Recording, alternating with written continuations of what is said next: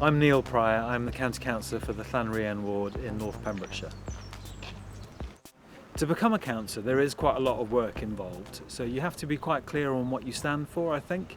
You have to have a clear idea of what you're going to talk to people about to persuade them to vote for you. You need to care about issues, and once I think you've got that clear in your own mind, then there's some process stuff you need to go through as well. What I love about being a councillor in Pembrokeshire is a real sense of community, and I've had to work quite hard at that actually, but to be able to connect with people and the issues that matter to them and be able to represent the place like Porthgain. We're doing quite a lot of work here at the moment to make it a better place for residents, visitors and businesses is actually a very fulfilling role, and I do feel very privileged at times to have had this opportunity to represent local people and a local community.